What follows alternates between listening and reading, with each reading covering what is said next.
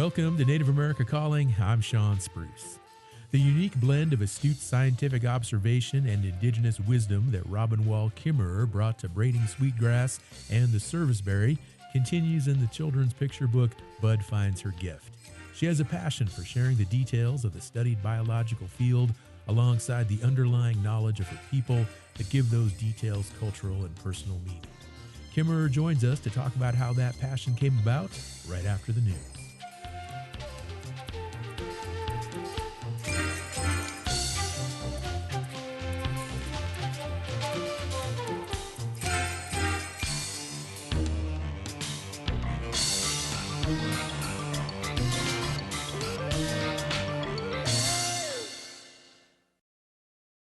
This is National Native News. I'm Antonia Gonzalez.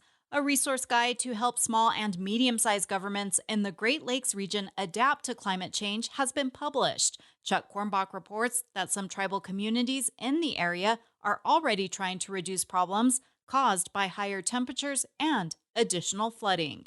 The guide is from the International Joint Commission, or IJC, which helps implement the Boundary Waters Treaty of 1909 between the U.S. and Canada.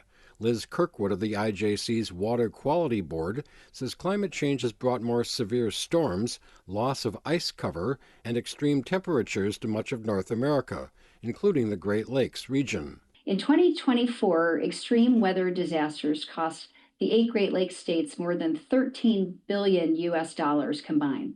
Some of the costliest disasters happened in the last 5 years. While debate continues over how to reduce air pollution that contributes to climate change, the IJC has published a guide aimed at helping small and medium-sized governments adapt to the new temperatures and heavier rainfalls. Charlie Rasmussen of the Great Lakes Indian Fish and Wildlife Commission says his organization welcomes the sharing of best practices, funding ideas, and other strategies.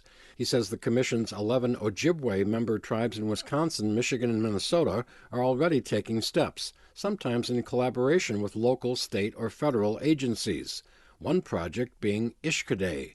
That's using prescribed or controlled fires on land next to water. They help maintain and reestablish native species that do the best job at holding the soil and able to resist, some of these severe precipitation events.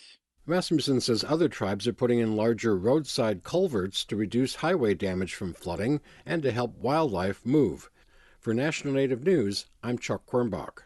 This academic year in North Dakota, 8th graders are getting new textbooks that'll educate them about the 5 tribes that are found within the state.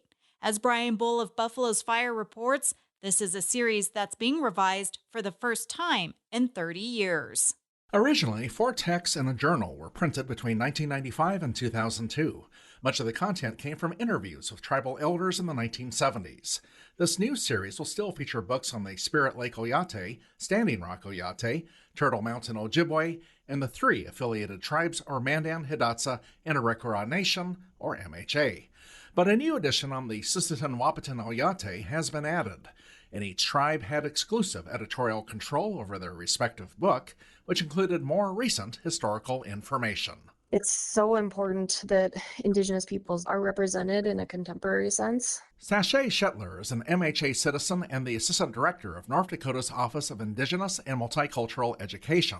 She recalls classmates growing up who thought Native people were extinct. Then you have people getting elected into positions, and if you have somebody thinking that Indigenous peoples don't exist, they're going to make policies that aren't bettering our communities for everyone. 5% of North Dakota's population is Native American.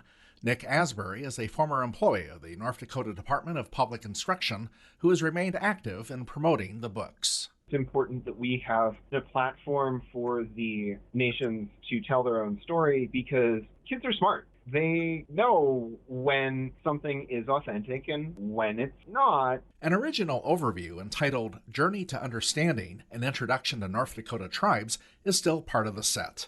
Besides 8th graders, people can download the set for free or order a published copy online. For National Native News, I'm Brian Bull. And I'm Antonia Gonzalez.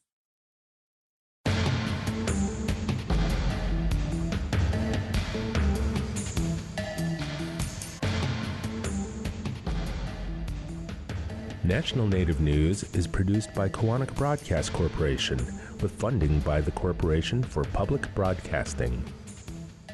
Support by Sonosky Chambers Law, championing tribal sovereignty and Native American rights since 1976. From opioids litigation to treaty rights to tribal self-governance. With offices in Washington, D.C., New Mexico, California, and Alaska. Sonosky Chambers Law.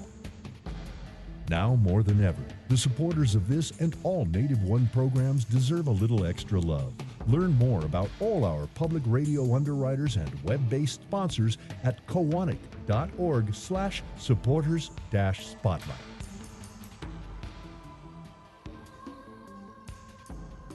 Native Voice One, the Native American Radio Network.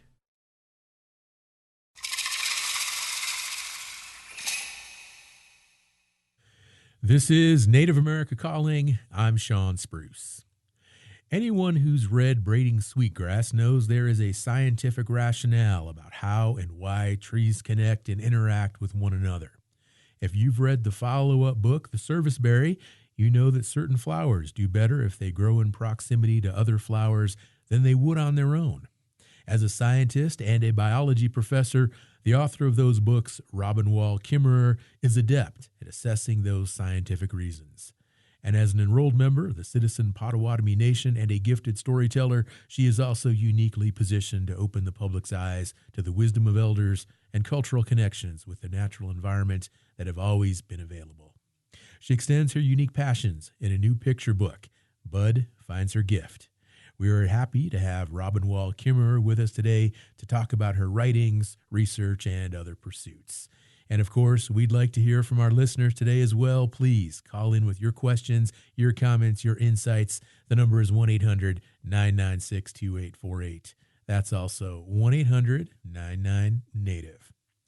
Joining us now from Syracuse, New York is Dr. Wall Kimmerer. She is a distinguished teaching professor of environmental biology at the State University of New York and the founder and director of the Center for Native Peoples and the Environment. Her many honors include a MacArthur Fellowship and the National Humanities Medal. She is a best-selling author, and she is a member of the Citizen Potawatomi Nation. Robin, hello, and welcome back to Native America Calling. It's great to have you on the show today. Honey, bonjour, Sean, and your audience. Thanks for inviting me. Absolutely. Well, your first children's book, of course, we want to talk a little bit more about the details, but just tell me what inspired you to go into this new genre, children's literature. Well, it is brand new to me, and really, I learned so much in doing it.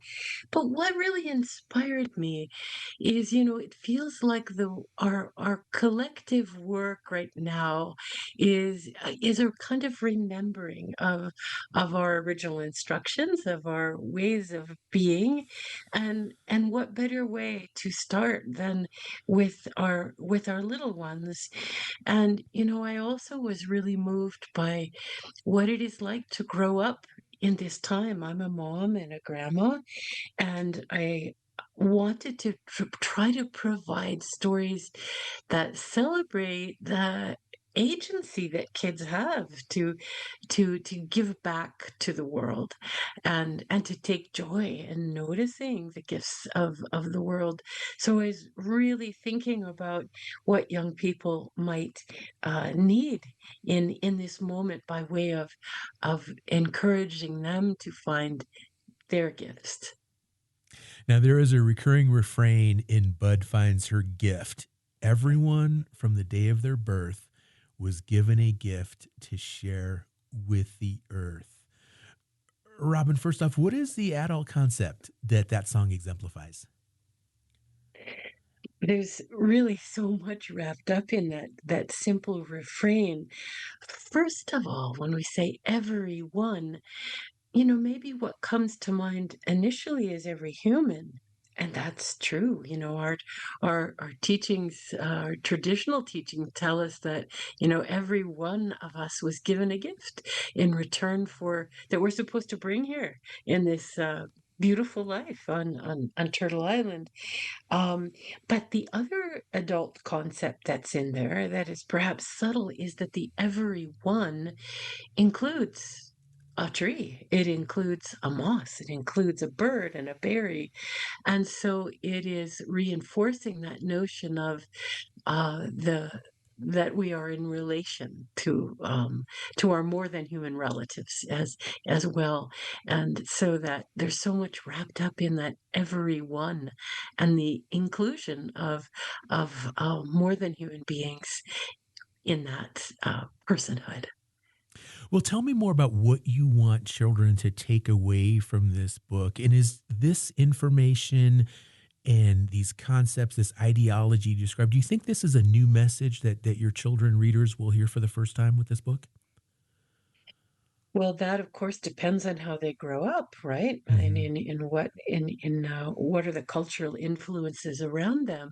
So no, I don't think it's new really, and I think that children are already brilliant noticers of the natural world and already give respect and personhood to birds and berries and salamanders and toads, right? We see that when we walk with our kids in the woods.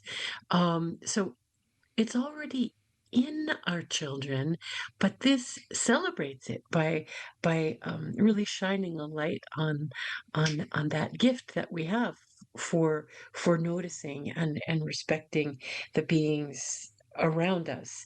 So for Indigenous kids, that might not be new at all. It is reinforcement and celebration of what they already know. But for so many kids who grow up without really authentic engagement with the natural world, it might be quite new indeed. Well, as a parent myself, I have definitely learned that children have an ability in many contexts to actually comprehend better than I think we do as adults, especially when they're really young. And this book seems to really tap into that idea. Oh, thank you for saying that. Yeah. Um, that when you're out with your little ones in nature, they automatically call butterflies he or she. They're never it's, right? Right, right.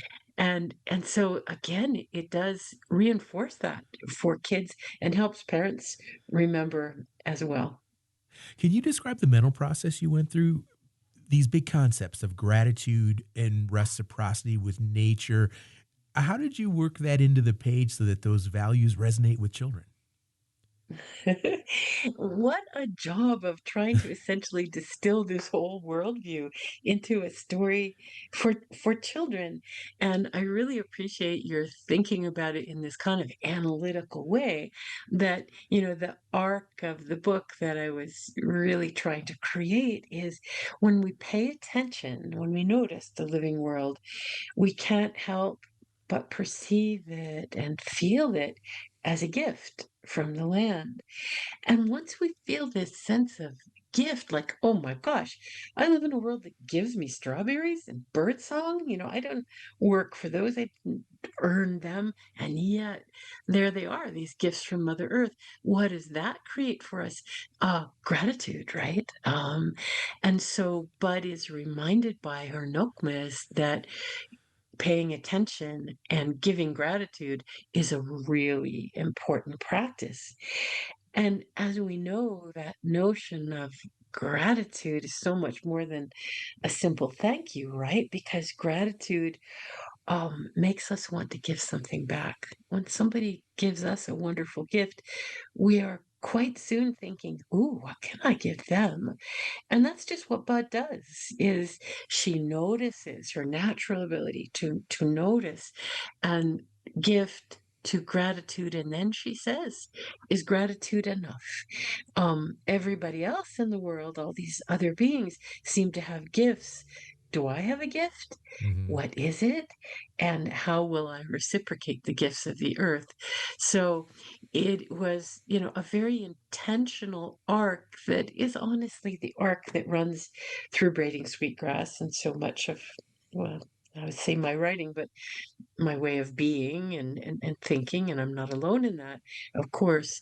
But it was a process of how to tell a story that engages that arc for children. Okay, I want to ask you more about this whole idea of people recognizing their unique talents or their gifts. But before I do that, you just used an Anishinaabe word, Nukmas. I hope I pronounced that correctly, but she's a character in the book. So for our listeners who might not be familiar with the language, tell us more about this character and this word, this Anishinaabe word. Yeah. Nokomis is the word that in Potawatomi we use for our grandmother. And not only for our lineal grandma, but often that word is also appended to Mother Earth. So we would say Nokmas Mother Earth, grandmother Earth, we would say as well. So it's meant to sort of include both of those things. But in this case, it refers to her grandma, who is a wonderful guide and comfort to Bud in her growing up. Mm-hmm. Now, going back to this whole concept of recognizing talents, because that's, as an adult reader, that's what I really took away from the book. Like, we're all still on that journey of recognizing what our gifts are and what our talent. And I can speak from my own life. It took me a long time to really figure out like what my gifts were. What could I share with the world at large? And did you have an early experience about recognizing your talents that is reflected in this book at all? No, I didn't, and that's why it feels like it's important to give it to someone else. Um, I always knew what I loved, um, but I don't know that I really understood that what I loved pointed me to my gift. And I think it does. That is a way to discern the gift that we've been given and what it is that we can give back is to really say what do I love, and let that be your guide. Um, but I wanted to be explicit about that, and having a beloved figure like Nokmas, like a grandma, point that out to her beloved granddaughter is kind of a comforting, supportive way to reinforce that for young people. But Sean, I love what you said also about this ongoing journey for we so-called grown-ups, right? Mm-hmm. I was very mindful because I love reading children's books to my own kids and to my grandkids of the way that children's books also speak to the person who is reading them aloud. And Ah. would this be a reminder, a reflection point for a parent, a caregiver, a teacher to be also have them asking? Okay, Robin, we need to take a short break. We'll be right back.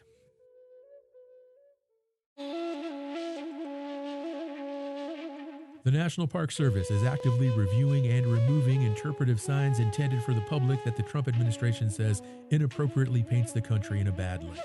Signs deemed questionable include those about slavery and massacres of Native Americans. We'll hear about the information being scrubbed from public view on the next Native America Calling.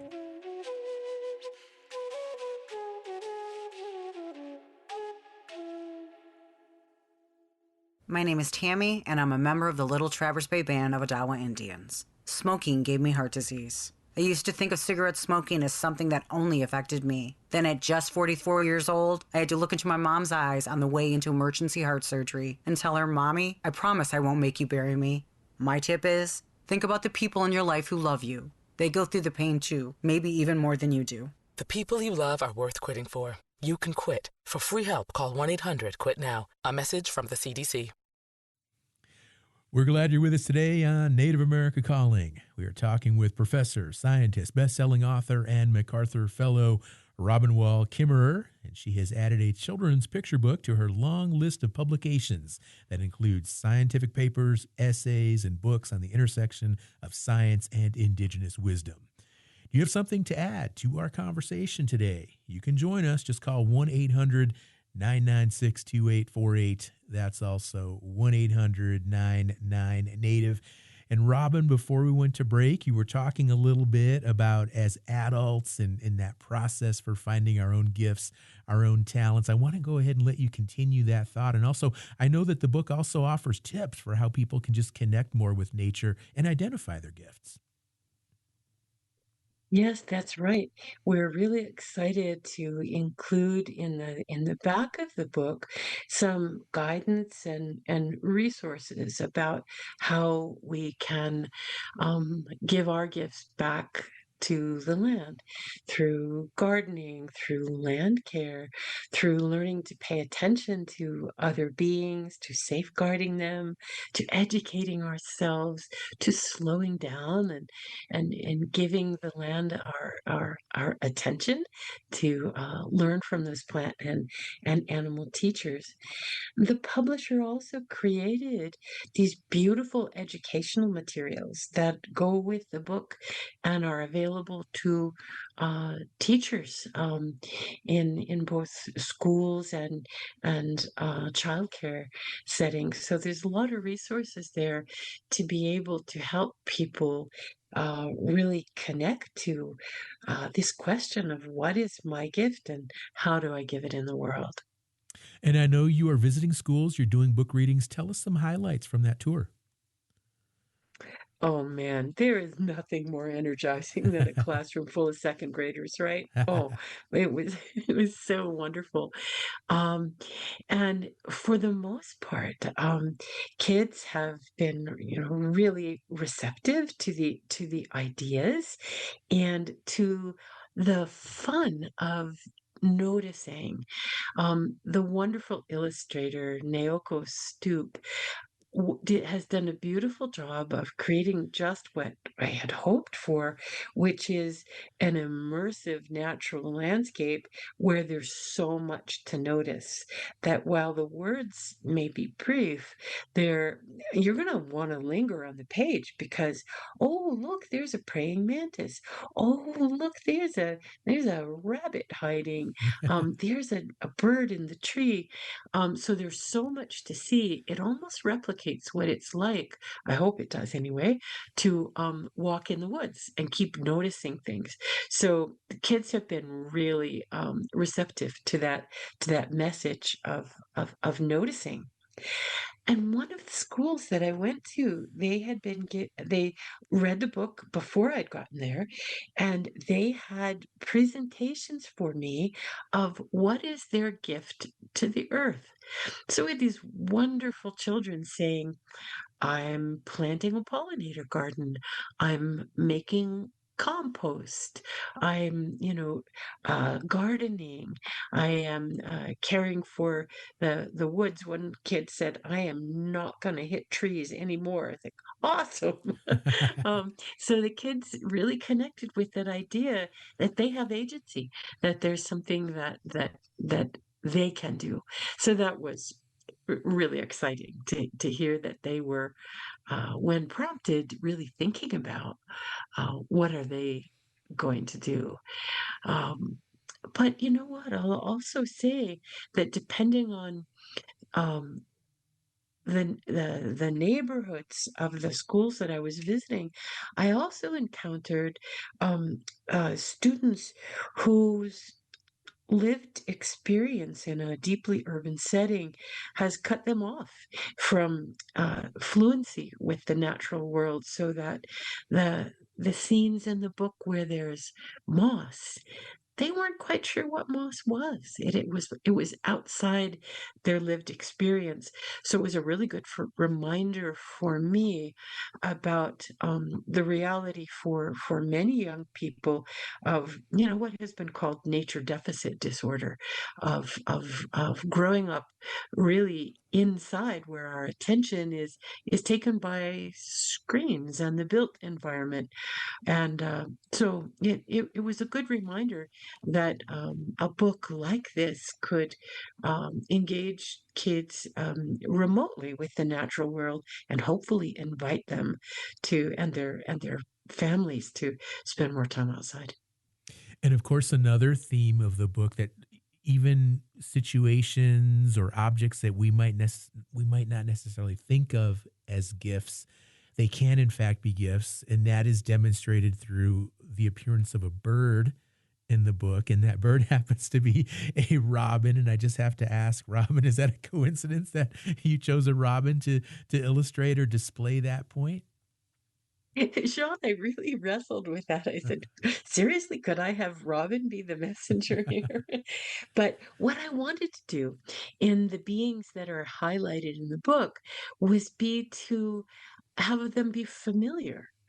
And robins occur in probably every backyard and park in the United States anyway, and much of Turtle Island. I wanted kids to be able to say, "Oh, I've seen them. I've seen them, and now I'm going to pay attention to them in a different way." So I chose Opichi or the robin to do that, and strawberries and a maple tree, those beings, butterflies, those beings that are likely going to be familiar neighbors for children. And so it wasn't entirely just because it's a robin.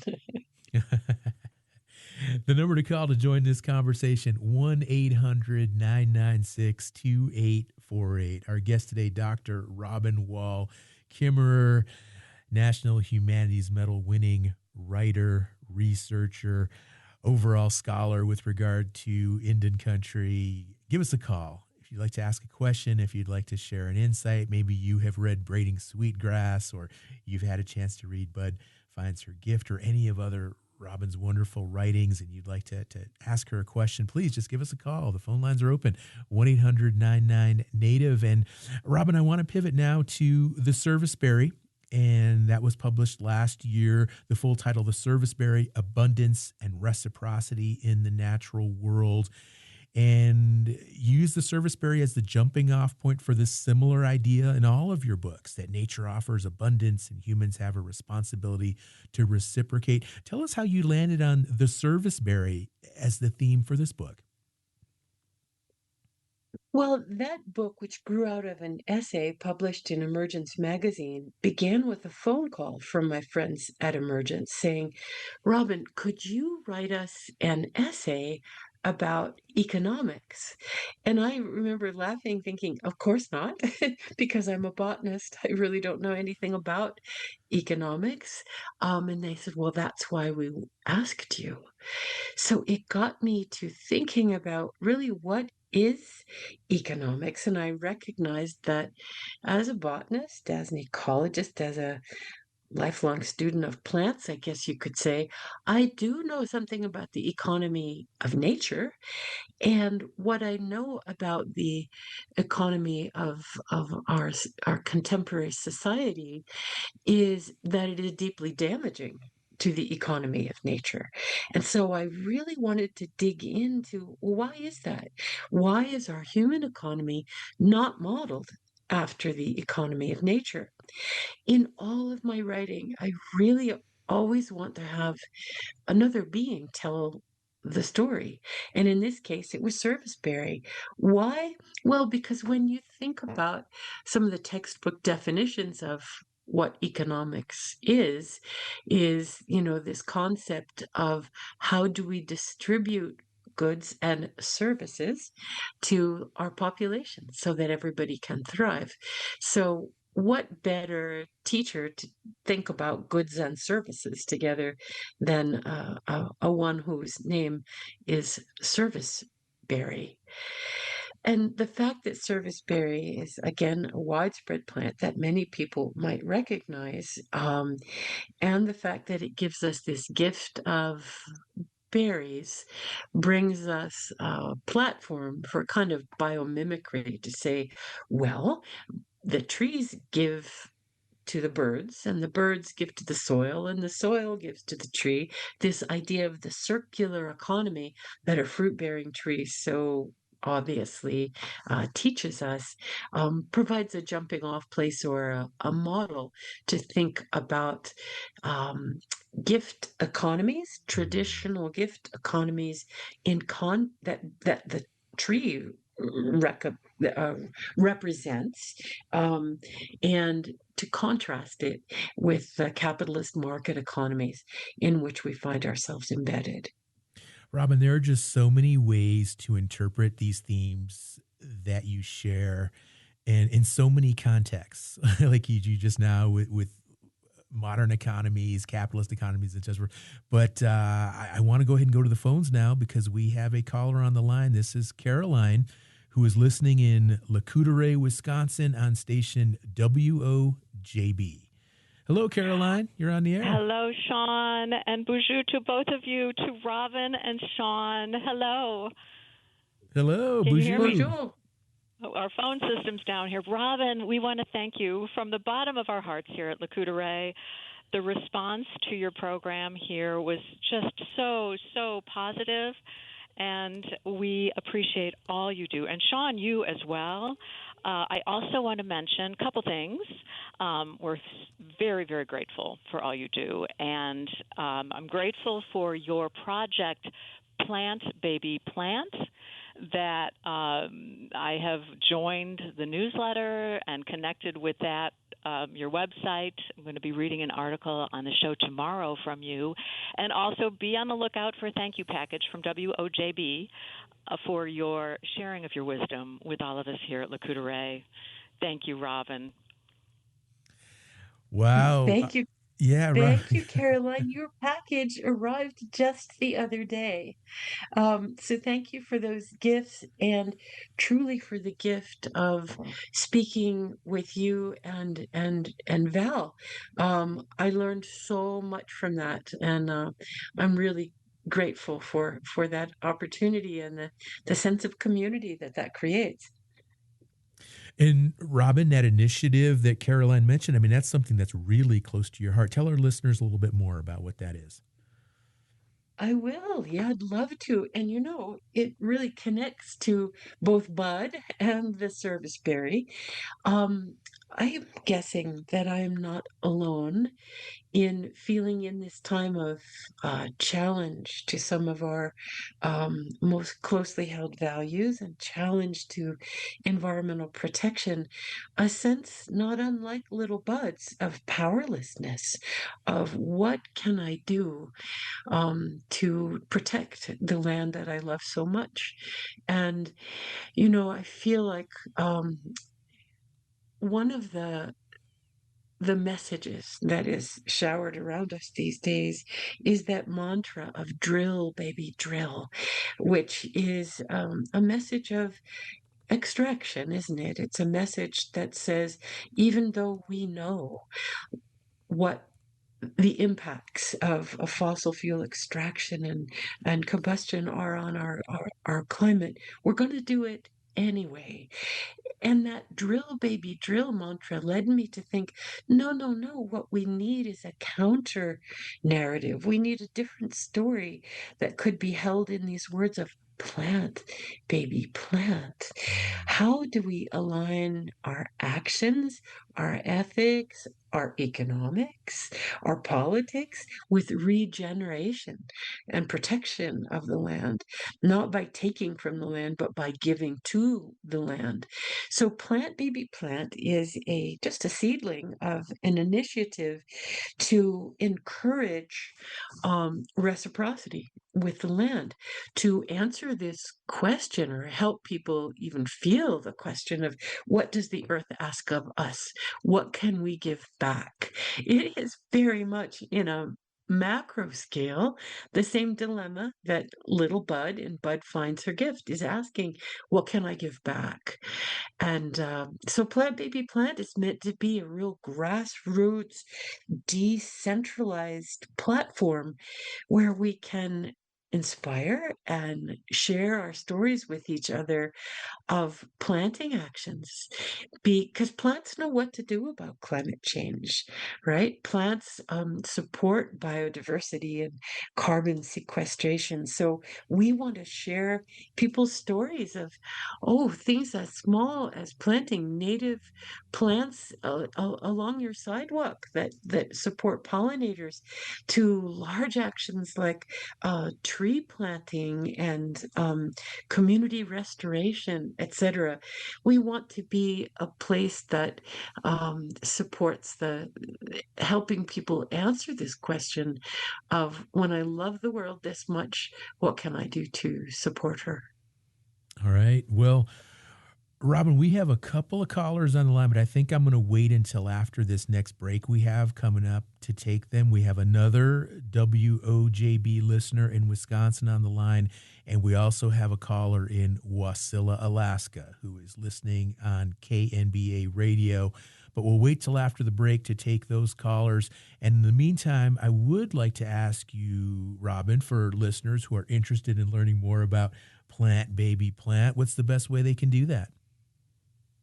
Just this week, you'll be the very first among the first to engage with this idea. It's at plantbabyplants.com.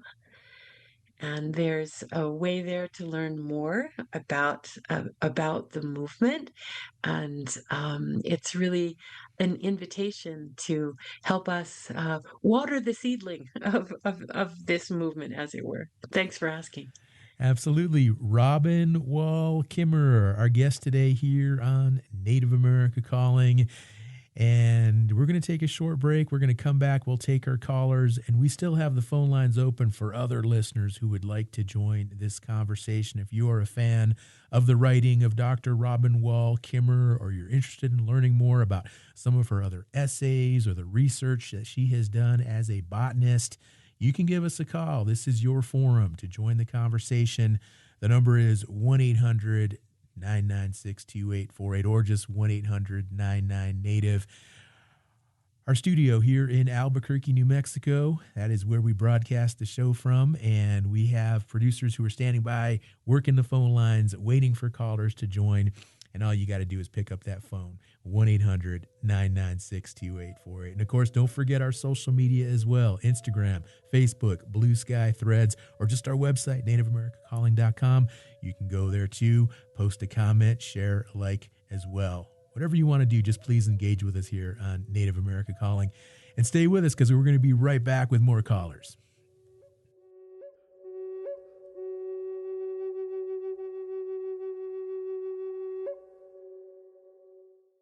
Support by the American Indian College Fund. The American Indian College Fund provides millions of dollars of scholarships to thousands of Native students every year. Tribal citizens of every age and experience are eligible. The deadline for applications is May 31st, and you can find everything you need to apply at collegefund.org. That's collegefund.org, or by phone at 800-766-FUND. Education is the answer.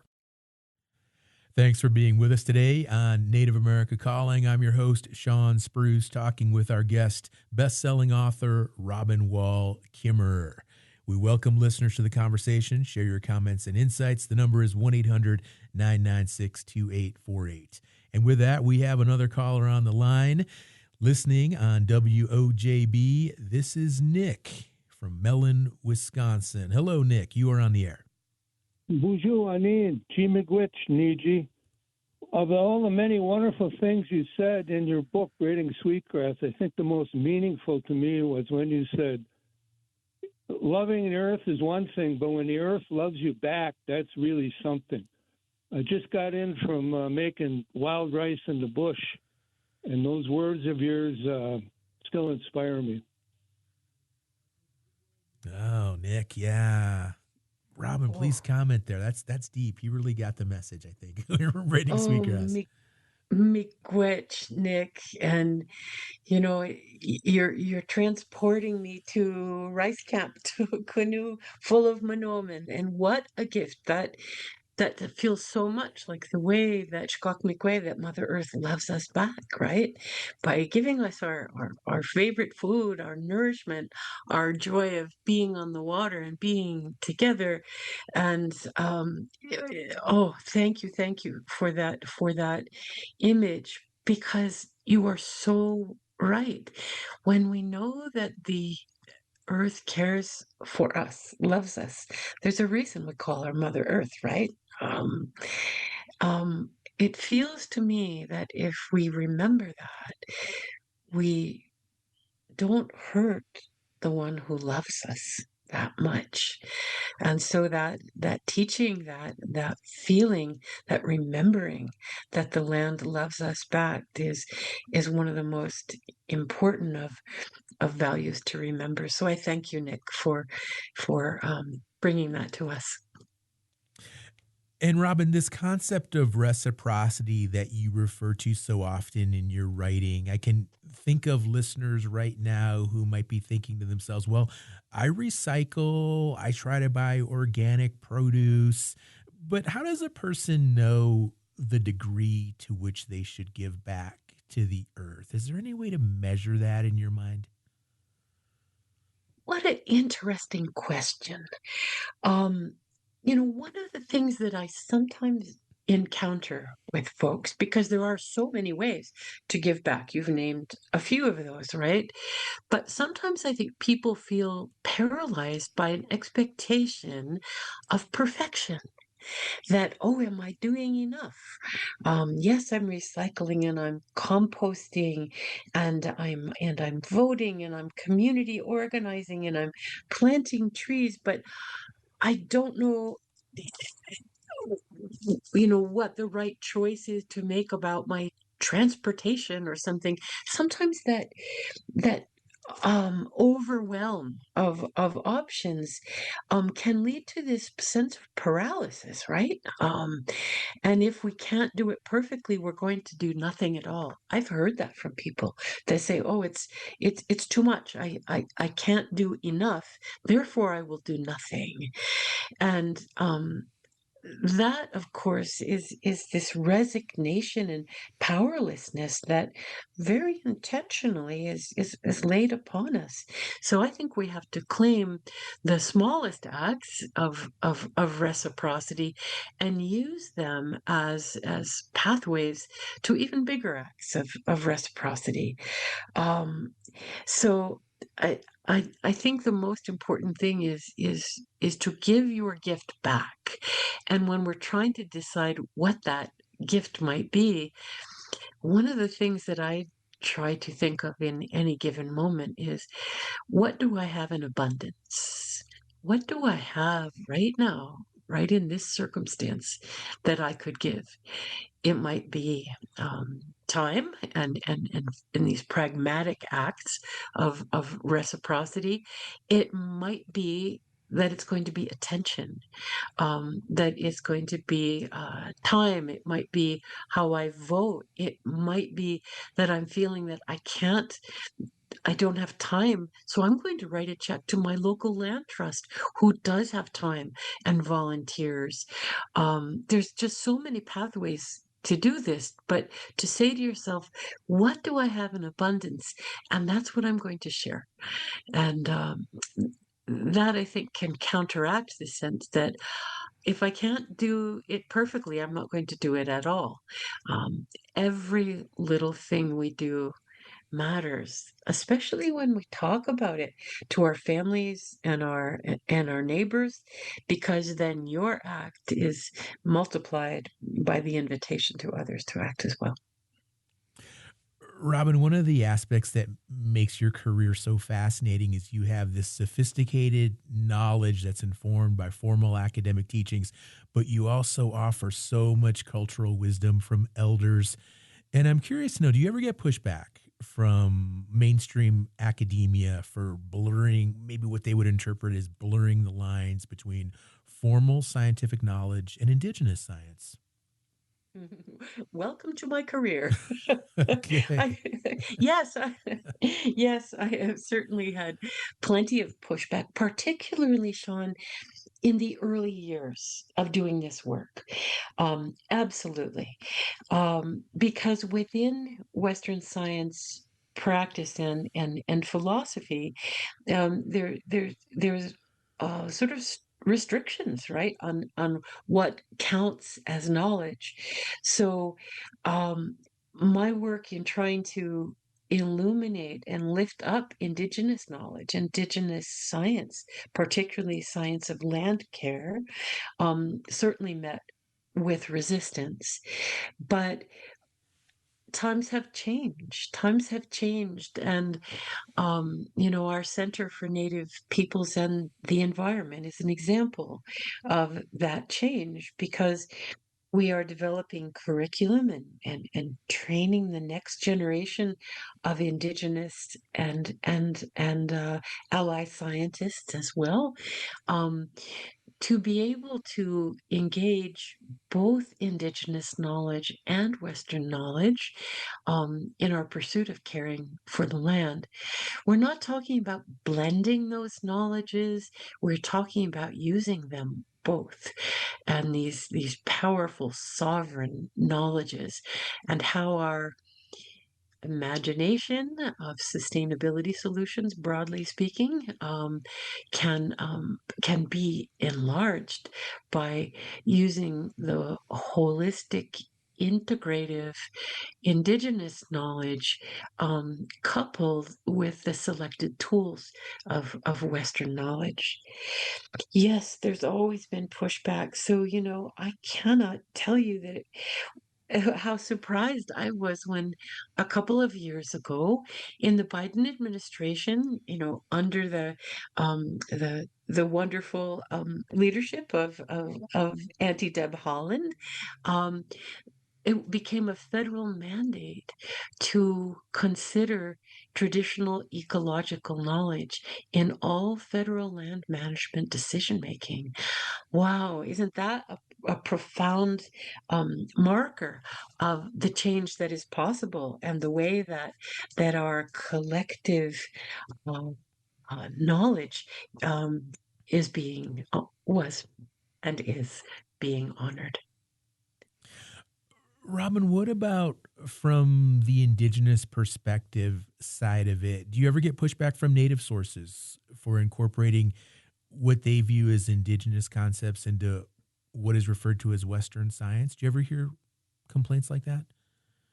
Yeah, particularly with the sometimes the perception, people use this language of blending those ways of knowing. And that concerns people very rightly, which is why I'm always really try to be careful to say I'm not talking about blending. When I say braiding knowledges, those strands don't become each other. They work side by side, but they don't become each other. And in writing Braiding Sweetgrass and in the work of our Center for Native Peoples, we try to be really careful and mindful of talking about the gifts that each of those great intellectual traditions have to offer, and to be really careful in choosing how we use them. So that pushback is really legitimate because we know that there's been a long history of appropriating and extracting traditional knowledge, of dismissing it, of shaping it, incorporating it into a Western framework, and that is very explicitly not what we're trying to do. We're trying to, in fact, break that model. So I am really heartened when people ask that question because it respects the sovereignty of our knowledge. Robin, braiding sweetgrass, it's just been a phenomenon. More than 2 million copies have been sold. Celebrities reference it. I mean, it's just been such a zeitgeist, really.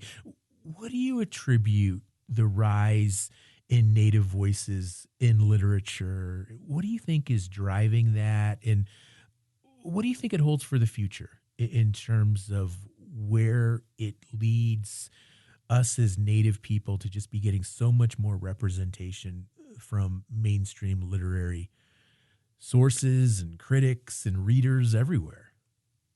Yeah, no one, quite honestly, is more surprised than I by the fact that a book from a not-for-profit independent press about indigenous environmental philosophy and plant knowledge has done the work that Braiding Sweetgrass has done in the world.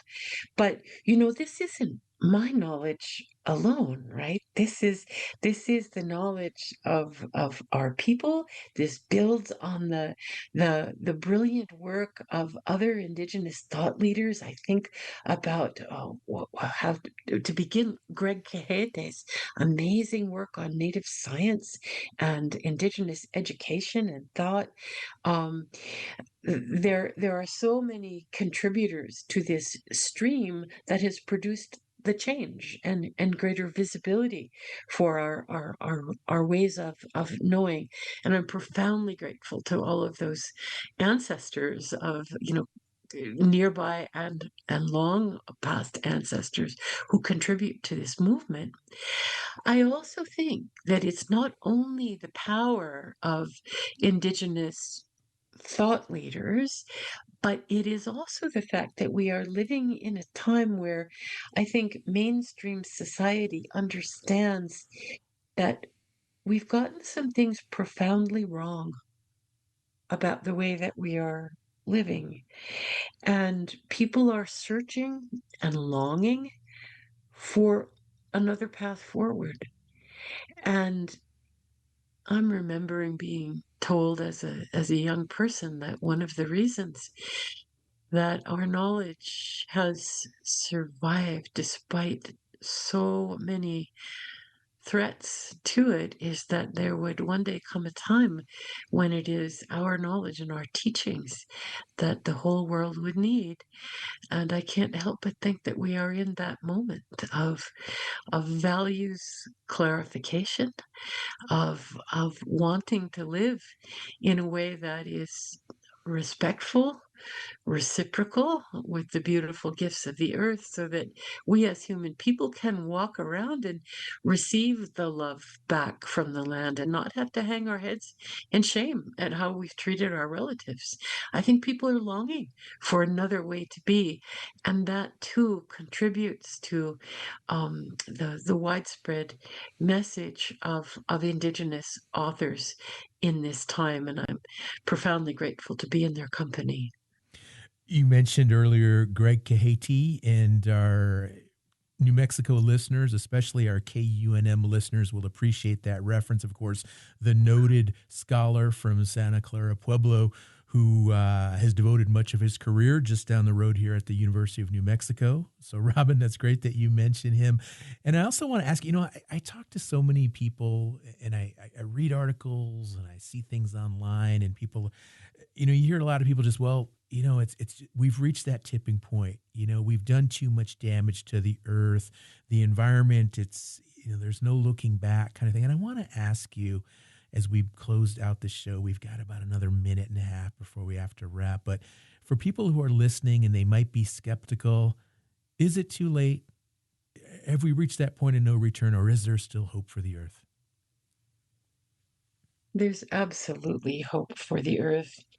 The best science tells us that there is a tipping point, and we have exceeded the parts per million that was identified as that tipping point. But that doesn't mean that our actions don't reduce the magnitude of catastrophic climate effects and impacts. It's not an on-off switch. It is a gradient. And everything that we do to prevent the addition of additional greenhouse gases and the mitigation and adaptation steps that we take are never more critical. It's so important to recognize it's not an on-off switch, that everything that we do in this moment contributes to our future in a very, very direct way.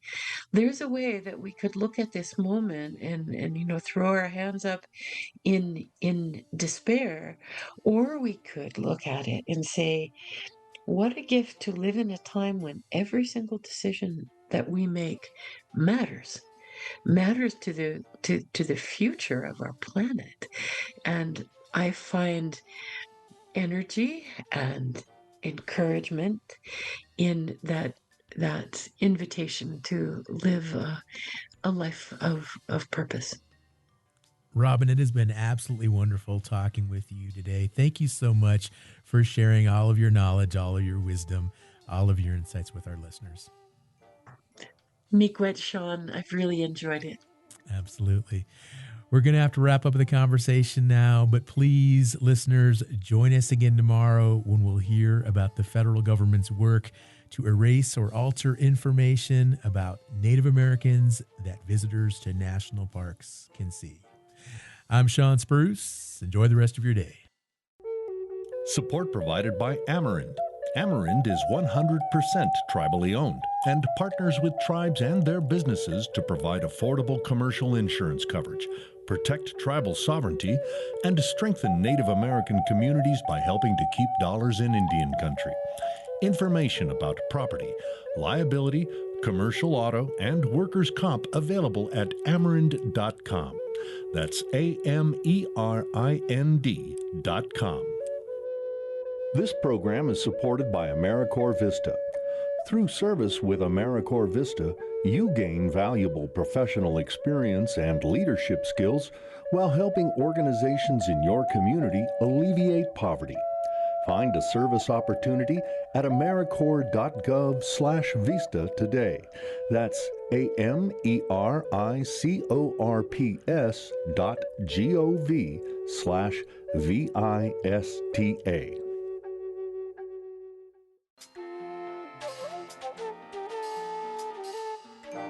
Native America Calling is produced in the Annenberg National Native Voice Studios in Albuquerque, New Mexico by Quantic Broadcast Corporation, a Native nonprofit media organization. Funding is provided by the Corporation for Public Broadcasting with support from the Public Radio Satellite Service. Music is by Brent Michael Davids. Native Voice One, the Native American Radio Network.